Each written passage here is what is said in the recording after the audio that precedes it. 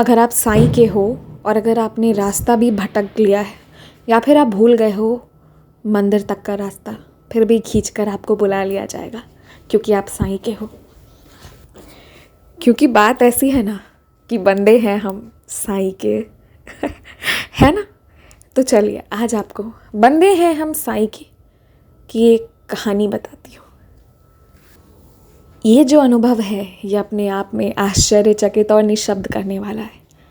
ये बच्चा जिसने पढ़ाई करने की कोशिश की 6ठी कक्षा में 2 या 3 बार और 8वीं में 2 बार, इस तरह से फेल करते हुए जैसे तैसे करके घसीटते हुए 10वीं तक की पढ़ाई की और फिर 12वीं तक की। इसके आगे ग्रेजुएशन करने का हिम्मत ना था। अब बात ऐसी थी कि कई बार मन नहीं लगा और जब दिल लगाया पढ़ाई में तो दिल ने कहा बस अब बहुत हो गया। मतलब कुल मिलाकर इसने जब भी कोशिश की इसकी पढ़ाई अच्छे से नहीं हो पाई। इसका छोटा भाई जिसने घर की जिम्मेदारी संभाल रखी थी, क्योंकि ये बड़ा वाला पढ़ने में उतना ही खराब, घर वाले कहते थे पढ़ने में भी खराब है, काम धाम भी इससे कुछ होता नहीं क्योंकि कोई नौकरी देता नहीं। तब 10-10 के अगर 7 नोट्स आप दे दें यानी 70 रुपये यानी 70 रुपीज़, तो उसे भी काउंट कर पाना इसके लिए बहुत मुश्किल होता था। एक वक्त था जब गिनने में 5-7 मिनट लग जाते थे। और ऐसा नहीं है कि कोशिश नहीं की थी, कोशिश करा था पर नहीं हुआ था, इसके बाद छोड़ दिया था। कहीं ना कहीं मन से उतर गया क्योंकि ये बस विधि का विधान था। हालांकि बाद में इस चीज़ में 12th पास करने के बाद इसमें धीरे धीरे इम्प्रूवमेंट आने लगी थी। पर अब बस वही बात थी कि छोटा वाला भाई जो पढ़ाई भी करता साइड से और मेनली वो काम करके घर उसी के माध्यम से चल पाता था, क्योंकि पिताजी जिन्होंने हाफ पैरालाइज्ड होने के कारण जिनका काम बंद हो गया था, तो इस कारण जिम्मेदारी इन दोनों बेटों पर आ गई थी। माँ जो अपने पति की सेवा करती, बच्चों का देखभाल करती और इसके बाद वो ज़्यादा कुछ करके कमा नहीं पाती थी। हाँ, एक घर पर शायद मुझे जहाँ तक याद है वो झाड़ू पोछा बर्तन कुछ सालों तक की, और उसके बाद जब उनके पति की हालत बहुत नाजुक सी हो गई थी, बहुत सेवा खोजते थे, तो वो नहीं कर पाती थी। जो भी था उनके छोटे बेटे के बल पर था और उनके छोटे बेटे को बहुत अप्रिसिएशन मिलता कि ये जो मेरा बच्चा है ये बहुत अच्छा है, ये हमारे कष्ट को समझता है, पढ़ता भी है, काम भी करता है दिन रात, और इसी के कंधे पर घर चलता है। और पेनफुल बात ये थी कि बड़े भाई को भी अपने खर्च के लिए पैसे छोटे भाई से ही लेना पड़ता था। ऐसा नहीं है कि छोटा भाई अपने बड़े भाई को डिसरेस्पेक्ट करता था, लेकिन हाँ, जो घर से बड़े बुज़ुर्ग, दादी माँ, जो ये लोग बोला करती थी जिस तरह से फ्रस्ट्रेशन में आकर, उनके भी अपने अपने वैलिड रीजंस थे। और इनको फिर कोई, इन्होंने एक चीज़ था कि ये छोटा मोटा काम करके कॉम्प्रोमाइज़ नहीं करना चाहते थे, जैसे कि कहीं कोई सफाई का काम करना या फूल बेचने वाला काम करना या कुछ छोटे मोटे काम, ये इस तरह का नहीं करना चाहते थे। इनके हिसाब से इन्हें कुछ बड़ा करना था, कुछ बढ़िया करना था। लेकिन ये बड़ा और बढ़िया होता कैसे? कोई चमत्कार तो होता नहीं। बड़ा और बढ़िया करने के चक्कर में इंतज़ार करते करते जैसे तैसे 12वीं तो पास कर ली थी, लेकिन इसके आगे काम धाम कर पाने का कोई अंदर से मन नहीं था जब तक कुछ अच्छा काम ना मिल जाए। इनके हिसाब से इन्हें कुछ सो कॉल्ड इज़्ज़त वाला काम चाहिए। And here I will say मेरा ओपिनियन इससे मैच नहीं करता है। I am sorry if you are listening to me, you know I respect you, but ये जिनका एक्सपीरियंस है उनसे क्षमा मांग लिया मैंने पहले, क्योंकि यहाँ मेरा ओपिनियन मैच नहीं करता है। आई फील कि जो भी काम से आपके थाली में रोटी आती है, ईमानदारी की रोटी, उस काम को सैल्यूट है। तो खैर, अब ऐसा हो गया कि इन्हें इतना डांट लगाया जाता, इतना दुत्कार दिया जाता कि इन्हें घर पर रहने का मन नहीं करता। सुबह निकलते, दिन भर इधर उधर बस स्टैंड पर बैठे रहते, कभी दोस्त के साथ गली मोहल्ले इधर हा हा ही हू करते या फिर कुछ भी ऐसे टाइम पास करते। एंड फिर शाम रात में आ जाते, सुबह का नाश्ता करके निकलते, रात का खाना खाते, बीच वाला खाना अपने दोस्त इधर उधर कहीं ना कहीं कुछ ना कुछ करके हो जाता। थोड़ा बहुत कभी कभी सेठ जी के पास चल जाया करते, कुछ लोडिंग अनलोडिंग कर दिया करते, तो 60-70-100 रुपये अगर मिल जाते तो इनका बस उसी में हो जाता था कि वो दिन निकल गया। और बाबूजी की, मतलब इनके फादर की, आई थिंक बाबूजी ने ये क्या बाऊजी बोलते थे या पिताजी कुछ ऐसे करके, मतलब इनके फादर का दवा कैसे आएगा क्या आएगा वो भाई ला रहा था, और इनसे वो सब मतलब इतना हो नहीं सकता था कि ये कुछ करे, कि सफाई वगैरह का काम करे या कोई भी, क्योंकि बहुत पढ़े थे नहीं, समझ में बहुत, 12th पास इंसान भी बहुत अच्छे अच्छे काम भी कर लेते हैं, बहुत प्रेस्टीजियस जगह भी पहुँचे हुए हैं अपनी कैपेबिलिटी से, लेकिन वो जो इनकी ज़िंदगी का फेज़ था वो रुका हुआ वाला फेज़ था। तो बस इसी दौरान वो जो सेठ जी लोडिंग अनलोडिंग करवाते थे ना, वो एक जगह करवाते थे, लेकिन सेठ जी जो थे उनके बहुत सारे दुकान थे। तो एक बार, क्योंकि क्या था कि दोस्तों के साथ रहते, टाइम पास करते, पर कहीं ना कहीं सेठ जी के थोड़े से विश्वसनीय बन गए थे। तो सेठ जी ने इनको कहा कि इसी सामान के साथ चले जा, और ये सारा अनलोडिंग उस वाले शॉप में, सेठ जी के दूसरे शॉप में करवा के, और फिर ऑटो को वहाँ पर पैसा देकर छोड़ देना। तो इतना काम करने का इन्हें थोड़ा बहुत चार्ज मिल जाता, और वैसे भी दिन भर इन्हें मतलब घूमना या अलग अलग लोगों से बातें करना, मतलब ऐसा ही कुछ पसंद था। उस तरह का काम पसंद नहीं था कि ऑफिस में गए और सबको चाय पिला रहे हैं, जूठा उठा रहे हैं और डांट खा रहे हैं, वो वाला काम, और ठीक से नहीं करोगे तो निकाल देंगे, वो इनसे नहीं होता था। और ये कहीं ना कहीं भगवान को कहते थे, भगवान सुन लो, या तो मैं काम नहीं करूँगा, नहीं तो बढ़िया वाला काम देना। एक सनक थी, एक पागलपन था, ठीक है, और एक ज़िद थी। तो अब जो ये सेठ जी के दूसरे वाले दुकान में गए ना, तो वो लोकेशन बड़ा बढ़िया था। वो था एकदम मंडी के पास का, जहाँ बहुत सारे ऐसे ही शॉप्स थे, बहुत सारी चीज़ें थी। वहीं बीच में मंडी के बाद एक स्टैंड था, टेम्पू स्टैंड था, और उसके बाद जो है बाबा जी की मंदिर थी। तो मतलब इन्हें घूमने फिरने का शौक़ था ही, ऐसे ही घूमते रहो इधर, ये वो करते रहो, नए दोस्त नए लोग से मिलते रहो, दोस्ती करते रहो। करते करते ये पहुंच गए बाबा जी की मंदिर। अब बाबा जी की मंदिर पहुंच के इन्हें मज़ा तब आया जब इन्हें किसी ने एक थाली खाना दे दिया। अरे वाह, बिना मेहनत किए एक थाली खाना, वो भी अलग अलग तरह के, बड़ा बढ़िया खीर उन्होंने, मतलब ऐसे हमारी बिहारी टोन में ना बहुत ही बढ़िया था, ऐसे करके बोलते हैं ना कि बहुत बढ़िया रहे, खाना बहुत बढ़िया दिल, ऐसा करके कुछ कुछ ऐसा करके इसी टोन में वो बोल रहे थे। तो खाना में वो थी, क्या कहते हैं, खीर, पूड़ी, मटर आलू की सब्ज़ी, पापड़, ऐसे होगा किसी ने भंडारा करवाया फिर। तो उन्हें ये चीज़ बहुत अच्छा लगा कि अरे वाह, यहाँ तो फ्री में खाना मिलता है। तो फिर उन्हें एक नया जगह मिल गया, एक नया एडवेंचर का प्लेस मिल गया कि अरे वाह, अब मैं यहाँ आऊँगा और जो है अब मैं यहीं पर अलग अलग तरह का मुझे यहाँ खाना मिलता रहेगा, और अच्छा है, दिन भर आराम कर लो, सो जाओ, क्योंकि ज़्यादा खाली रहती है ये वाले भगवान के पास। अभी इतना कल्चर तो इधर था नहीं उतना बाबा का, अब तो मतलब थोड़ा थोड़ा है, उतना अभी भी नहीं है। तो अच्छा है, खाली भी है, जगह भी है, खाने वाने को भी मिल जाता है, तो यहीं पे रहूँगा। तो अब वो पूरे एक हफ़्ता ना यहाँ मंदिर में आना शुरू किए बाबा जी के। सेठ जी के चक्कर में बढ़िया इनको यहाँ पर मिल गया, और थोड़ा बहुत सेठ जी के इधर वाले शॉप में यदि कुछ छोटा मोटा काम करना रहता तो कर दिया करते थे। सेठ जी क्योंकि विश्वास करते थे, जानते थे कि इधर ही का लड़का है, घर कहाँ है, ये सब जानते थे, उनके फादर को जानते थे सेठ जी, इसलिए विश्वास था कि इधर उधर कुछ करके जाएगा नहीं। अब विश्वास पर सेठ जी जो काम इनको दिया करते थे वो सब ये करके आते, तो यहाँ पंडित जी को लगता कि बहुत जिम्मेदार इंसान है। फैक्ट ऐसा नहीं था, फैक्ट वॉज डिफरेंट कि घर पे घर की जिम्मेदारी नहीं लेते थे, बिल्कुल नहीं लेते थे। इनका अपना अलग सनक था, अलग पागलपन था। देखो अच्छा वाला काम तो करूँगा, नहीं तो मैं ऐसे ही खाली पड़ा रहूँगा, कोई बात नहीं, और मतलब आज वाला दिन बस बीत जाना चाहिए, कल का फिर कल देख लेंगे, ऐसी सीन चलती थी। तो क्या हुआ ना कि जो थोड़ी देर सेठ जी का फ़ोन आता, वो जाते सामान लोडिंग अनलोडिंग करवाते, तो पंडित जी भी वॉच करते थे कि भाई इतने बड़े दुकान के सेठ जी इन पर इतना विश्वास करते हैं, क्योंकि गेहूं की बोरियां वहीं चावल की बोरी उसी शॉप से आती थी ना। तो पंडित जी को भी लगता था कि अच्छा, मतलब लड़का विश्वास वाला है। फिर पंडित जी वो जो एक डेढ़ हफ्ता जो वो रहे ना, उसमें ही पंडित जी ने बहुत कुछ वॉच किया। इधर इन्हें मंदिर में दोपहर में खाना मिल जाता, पंडित जी स्वादिष्ट व्यंजन वगैरह किचन में मंदिर का बनता वो मिल जाता, और वहाँ का नहीं मिलता तो कभी कोई भक्त बांट जाता। गुरुवार को उन्हें कुछ अलग चहल पहल दिखता जो उन्हें समझ नहीं आता क्या है। और करते करते एक डेढ़ हफ्ते इन्होंने बाबा जी की दोपहर की आरती, शाम की आरती, ये सारी आरती इन्हें मिली, सुबह और रात वाली नहीं मिली थी। अब जो दोपहर की आरती हो और जो शाम वाली मतलब माध्याह्न और फिर जो शाम वाली आरती होती, उसके पहले पंडित जी कहते कि ज़रा साफ़ करो, पोछा करो, ये करो, वो करो, बर्तन धो, मंदिर की सफाई करो, बाहर सफाई करो। तो वो सब ये कर दिया करते थे। इन्हें बात बात करने का भी बहुत शौक़ था। पंडित जी जब दोपहर में थोड़ी देर विश्राम करने जाते बगल वाले कमरे में, तो वहाँ पर पाँव दबाना, ये सब भी वो पूरा कर दिया करते थे पंडित जी का। तो 1-1.5 हफ्ते में पंडित जी के सामने भी इनका इम्प्रेशन बहुत अच्छा बन गया था।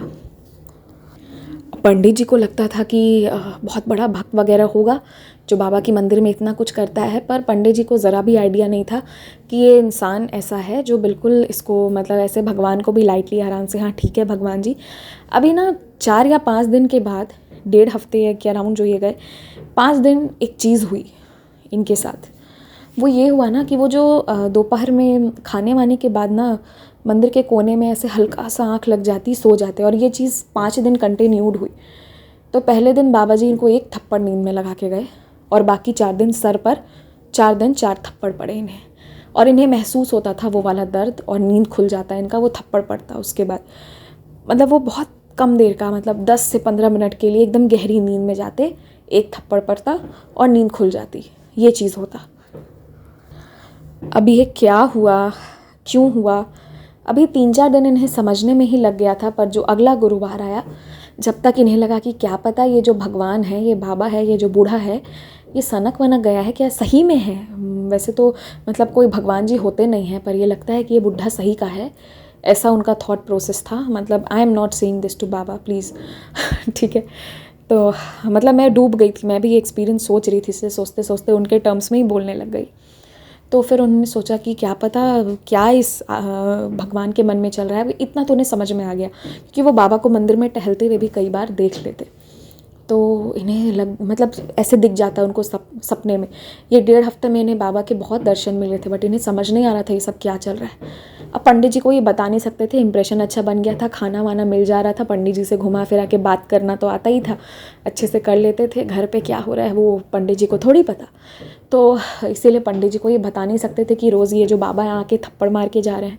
5 दिन के बाद वो जो 5वां दिन था, उस दिन भी पड़ी एक ज़ोर की थप्पड़।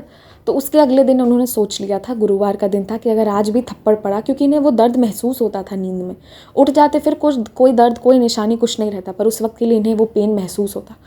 तो उन्हें लगा कि अगर ये इनको पसंद नहीं है मेरा आना, तो अब के बाद मैं नहीं आऊँगा, फिर कहीं देख लूँगा, कुछ ना कुछ तरीका निकल जाएगा, कहीं ना कहीं से फिर खाना वाना मिल जाएगा, कुछ नहीं मिलेगा तो घर तो है ही अपना, कहीं ना कहीं से माँ और भाई मिल के दे ही देंगे। तो ये थर्सडे वाला दिन था जिस दिन इन्होंने डिसाइड कर लिया था कि यार अगर आज भी थप्पड़ पड़ा तो नहीं आना है। अब आज जो थी वो हुई एक चीज़ कि उसी मंदिर के एक नोन डिवोटी थे, उनका कोई बहुत बड़ा काम, कुछ ज़मीन का या क्या तो था, कुछ ये था जो अपने नाम करवाना था, वो नहीं हो रहा था, समथिंग लाइक दैट। तो उन्होंने कुछ प्रॉमिस कुछ ये रखा था, और प्रॉमिस अगर आप करो मत करो, प्रॉमिस 1 करोड़ बार सोच के करो, पर अगर कर दिया तो उसे निभाना ज़रूर। नहीं निभाओगे तो वो आपके लाइफ में कहीं ना कहीं रिटर्न होके आएगा, और कभी कभी नहीं निभाने पर तकलीफ़ भी आपको झेलना पड़ सकता है। I must say this. सो अगर किसी ने कोई प्रॉमिस या कोई मन्नत वन्नत मांगी है, हो सके तो उसे पूरा करिए जल्दी से जल्दी। I would suggest all of you, बाकी तो प्रभु की मर्ज़ी। तो उनका ये मन्नत था कि ठीक है, यदि मेरा ये काम हो जाएगा तो ही न्यू द सिग्निफिकेंस ऑफ 9 नवधा भक्ति, तो मैं बाबा 45,000 रुपये जो है आपके ही मंदिर में आकर चढ़ाऊँगा। उन्होंने पंडित जी को कहा था कि या तो आप उसे मंदिर में ले लीजिएगा, जो भी काम होगा, मतलब 45,000 जो है वो बाबा के पास जाएंगे, चाहे कैसे भी वो यूज़ हो, पर कुछ अच्छे काम में ही यूज़ होना चाहिए। उसी गुरुवार के दिन वो आए और उन्होंने आकर पंडित जी को दिया एक लिफाफा कि पंडित जी ये 45,000 रुपये हैं, आप देखिए इसका क्या करना है। तो this Pandit ji who had a great impression, बहुत ही अच्छा इम्प्रेशन था इस बच्चे का। पंडित जी के पाँव वाँव भी दबा देता था, पोछा करो, जूठा धो, जो करना है करे। वैसे तो बड़ा रोब था कि मैं जूठा नहीं धोऊंगा, लेकिन पंडित जी के बोलने पर मना तो नहीं कर रहे थे, सारा काम कर रहे थे। तो पंडित जी ने क्या सोचा, क्या हुआ क्या नहीं हुआ, कुछ नहीं। वो डिवोटी थे, वो डिवोटी गए, पंडित जी ने वो इन्वेलप बिना देखे, बिना खोले, बिना चेक किए इस लड़के के हाथ में पकड़ा दिया। कहा तेरे काम आएगा, सदुपयोग करना। कुछ तो ऐसा ही कहा कि यूटिलाइज वेल, कुछ ऐसा उपदेश, मतलब अच्छा काम में यूज़ करना करके दे दिया पंडित जी ने। इन्हें लगा कुछ तो है इसमें, और थोड़ा सा झांका तो पैसे थे, मगर पंडित जी के सामने तो खोल नहीं सकते थे। फिर उस दिन रहे, पूरा मंदिर में रहने के बाद जब रात में जाने लगे तो अपना इन्होंने कोने में खोला। खोल के देखा तो अरे बाबा, 1-2 हज़ार रुपये नहीं, 45,000 रुपये। कभी 45 रुपये भी हाथ में ढंग से नहीं होंगे, 45,000 रुपये कहाँ से आ गए? ये सब बाबा की लीला। 45,000, 50 भी मिल सकता था, 40 भी मिल सकता था, और 45,000 बहुत बड़ा अमाउंट होता है। इतना बड़ा अमाउंट।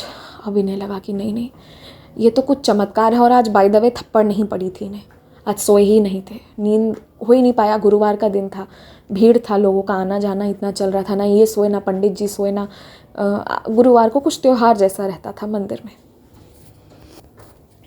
अब थप्पड़ भी नहीं पड़ी, आज उल्टा 45,000 मिल गए। ये क्या हुआ? तो ये जो 45,000 मिले, इन्होंने घर पे किसी को कुछ नहीं बताया कि ये क्या चल रहा है, क्या मिला। रात में उस 45,000 को अपने पॉकेट में रख के सोए। ऐसा सोए कि रात भर चेक करते रहते थे 45,000 है या नहीं है। ठीक है, पूरी रात उसी तरह सोए, घर पे किसी को कुछ नहीं बताया। घर पे उस दिन भी खूब डांट पड़ी, ऐसा है, नालायक है, ये है, वो है। पटक के थाली में खाना दे दिया गया, खा लिए बेशर्मों की तरह। क्योंकि अब तो इन्हें पता था कि रात होते होते इन्हें बहुत रियलाइजेशन हो चुका था कि उस जिसको मैं बुढ़ा बोल रहा था, जो मुझे थप्पड़ मार रहा था, उसने बहुत कृपा कर दी है, कुछ बहुत अच्छा होने वाला है। अब तो मतलब बस लग रहा था कि कितना रोए वो बाबा जी के सामने। 45,000। अब इस इंसान ने क्या किया, इन्हें मिला 45,000। तो एक लकड़ी का दुकान होता है ना, वुडन लकड़ी का दुकान, मतलब लकड़ी का एक छोटा सा कमरा बनाया।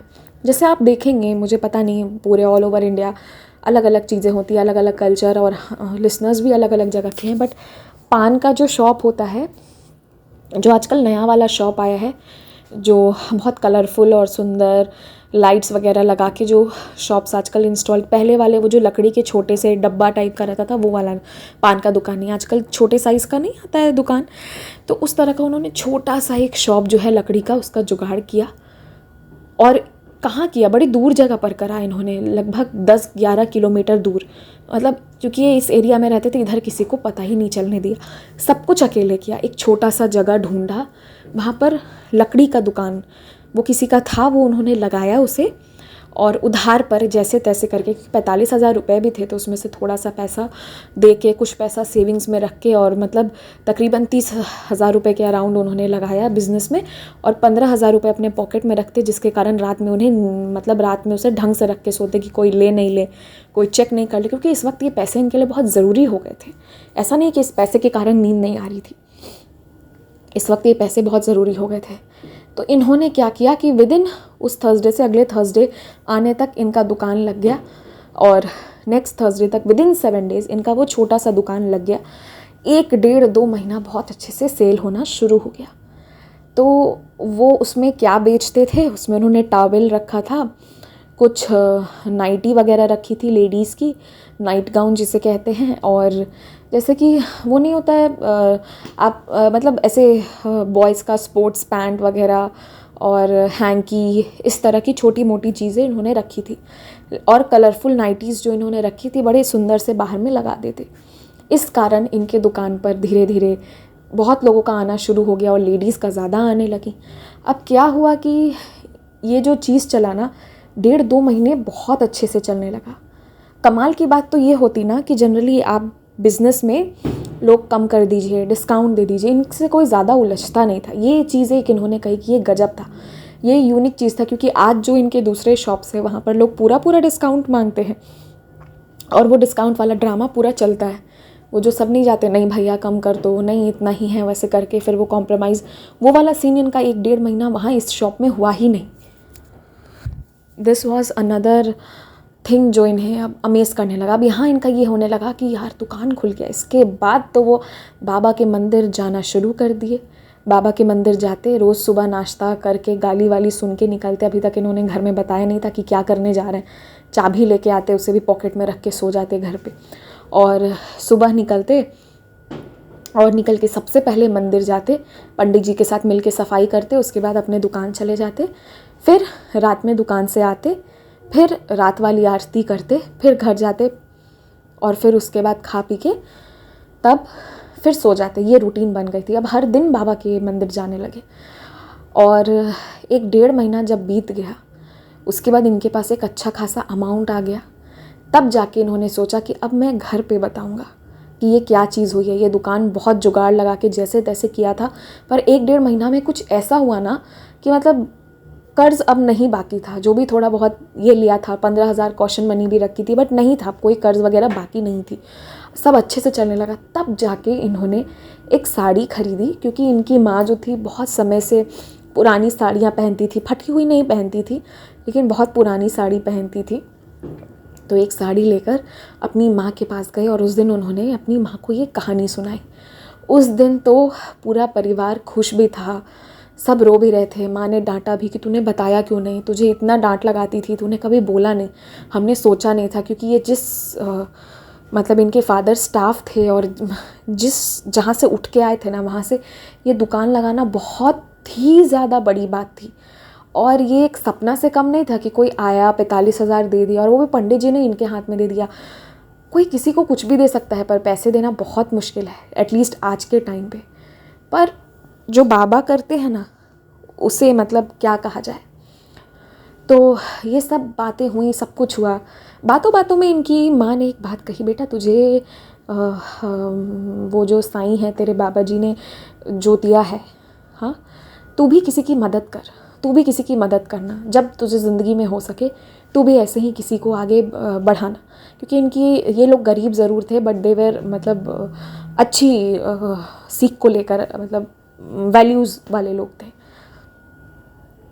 तो उसके बाद क्या हुआ कि ये बेसिकली एक कॉम्प्लेक्स था जिसके बाहर में साइड में शॉप लगाते थे। पर धीरे धीरे 3-4 महीनों में, 6 महीना भी नहीं, 3-4 महीनों में मुनाफा इतना होने लगा कि ये वहाँ पर एक छोटी सी कॉम्प्लेक्स के अंदर एक शॉप लोन पर लिए कि ठीक है ये शॉप मुझे दे दीजिए। उन्होंने सोचा मैं स्टाफ हायर करूँगा और यहाँ पे भी मैं दुकान लगाऊँगा। आज तक कपड़े की कमी देखी है मम्मी जो है, उन्होंने कभी मतलब 2 या 3 साड़ी से ज़्यादा कभी रिपीट पे वही पहनते गई हैं। फादर का, भाई का, दादी का, सबका अपना खुद का भी वही हाल देखा है। नए कपड़े लिए पता नहीं कितने साल हो गए हैं। जब इनके बाबूजी ठीक थे, चला करते थे, तब ला कर दिए थे, उसके बाद से तो वही रिपीट पर पहन रहे। तो इन्हें था कि इन्हें कपड़ों की बहुत महत्व थी, तो इसलिए इन्होंने, क्योंकि ये 2 ही कपड़े पहनते थे पर बहुत अच्छे से पहन के चलते थे, ये इनकी हैबिट थी, इनके लिए क्लोथिंग बहुत इंपॉर्टेंट था। तो इन्होंने कहा कि चलो मैं कपड़ों का ही दुकान लगाऊंगा। तो इन्होंने एक छोटी सी उस कॉम्प्लेक्स में, पर हाँ ये छोटी जो नाइटी और टावल वाली दुकान थी उससे थोड़ी बड़ी दुकान वहाँ पर लगाई और वहाँ पर साड़ी बेचना शुरू किया।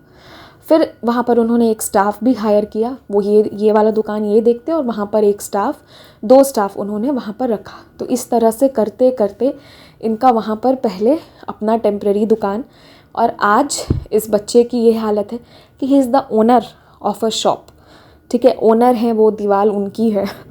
ठीक है, और अच्छा खासा आज शोरूम है, मतलब एक डिसेंट शोरूम है, एक डिसेंट इनकम आती है। और 3 दुकान के ओनर है। वो लकड़ी वाला दुकान जहाँ से शुरू करी थी उसे भी बंद नहीं किया, उसे भी ये कॉम्प्लेक्स के 2 दुकान, बड़े, एक छोटे और एक बड़े वाले शोरूम, बहुत ही अच्छी शोरूम है। तो इस तरह से 3 दुकान के आज ओनर भी हैं। तो फिर वो जो दिन था ना जहाँ बाबा जी ने इन्हें 45,000 दिया था, तो जैसे ही इन्होंने अपना जो फर्स्ट कॉम्प्लेक्स के अंदर शॉप खोला था, छोटा वाला साड़ी वाला शॉप, तभी इन्होंने तय किया था कि अब जो होगा सबसे पहले बाबा से शुक्रिया कहूँगा। जो बाबा जी ने पैसे दिलवाए थे तो बाबा जी को लौटाने की तो औकात नहीं है, पर बाबा के चरणों में वो रखूँगा कि साईं आगे अब इसे बढ़ाना, ये जो सिलसिला शुरू किया है ये कभी रुके नहीं। और फिर जब सब कुछ अच्छा हो गया, मतलब सब कुछ अच्छा इन द सेंस कि उनका वो दुकान लगा, बिज़नेस है, उतार चढ़ाव तो होते रहेगा, तो इन्होंने भी वो अमाउंट जाकर पंडित जी को रखा, सारी बातें बताई। पंडित जी भी शॉक्ड, ये भी शॉक्ड। पंडित जी खुद कह रहे हैं कि मेरा कोई इरादा नहीं था देने का, पता नहीं मैंने कैसे दे दिया, मेरे हाथ से दिला गया, बुला गया। बाद में मैंने सोचा भी कि मांगूँ या कुछ कहूँ, पर जिस दिन 45,000 तुम लेके गए थे उसके अगले दिन तुम यहाँ आए नहीं, फिर मेरे ध्यान से भी निकल गया और मैं सोचता रहा 1 हफ्ते तक कि तुम्हें कुछ बोलूँगा, पर फिर उसके बाद तुम्हारी व्यस्तता को देखकर मैंने नहीं कहा। मैंने कहा चलो बाबा जी की यही इच्छा। तो ये पंडित जी के इरादे नहीं थे, ये बाबा जी के इरादे थे, इसलिए उन्होंने करवाए। और फिर जब मदद हो गई तो बाबा जी ने कहा कि अब तू इसे आगे दे ताकि मैं ये सिलसिला हमेशा आगे बढ़ाता रहूं। और फिर इन्होंने वो 45,000 तो रख ही दिए। बाद में लेटर ऑन जब इनकी शादी भी हो गई, he went to Shirdi, he took all of his family members to Shirdi, और अब शिरडी इनका आना जाना होता रहता है। ये थी साईं की कृपा, ये थी साईं की महिमा। और अब मैं आपको थप्पड़ की स्टोरी बताती हूँ। तो अब इन्हें जो समझ में आया, देखिए कुछ चीज़ें ना बाबा आपको बताते नहीं हैं, आप अपने एक्सपीरियंस के बेसिस पर समय आने पर समझते हो। तो जो बाबा जी ने इन्हें समझाया वो ये था कि तेरे जो कर्म थे ना, मैं उससे काट रहा था। मुझे थप्पड़ मारने का कोई शौक़ नहीं था, पर मुझे वो तेरे कर्म काटने थे। अगर नहीं लगाता, अगर उस थोड़ी देर के लिए तू ये दर्द नहीं झेलता, तो जो आज तुझे मिली है, ये मिलने में अभी बहुत साल लग जाते। शायद बहुत साल के बाद तुझे इतना नहीं मिलता, इसका आधा ही मिल पाता। लेकिन इनकी ज़िद इतनी थी, एक अलग ही पागलपन था, एक अलग ज़िद थी और विश्वास था कि वो भगवान ज़िद पूरी करेगा। वो भगवान कौन है पता नहीं, किसी भगवान से लगाव भी नहीं है, पर भगवान वाले शब्द से लगाव था, उनसे ज़िद थी कि हाँ वो आसमान में जो रहता है ना भगवान। ये मंदिर वाला भगवान का इनको नहीं पता था कि ये जो मंदिर में शिव जी हैं या हनुमान जी हैं या दुर्गा माँ हैं या ये जो भी, ये सब भगवान की गारंटी नहीं लेते थे। लेकिन वो जो आसमान में भगवान रहते हैं ना, उसकी इन्हें पूरी गारंटी थी कि हाँ यार वो भगवान ऊपर में, सब हम कहते हैं ना भगवान मदद करेंगे, हम हमेशा अक्सर आसमान की तरफ, ऊपर की तरफ पॉइंट आउट करते हैं। तो इनको वो आसमान वाले भगवान पर भरोसा था।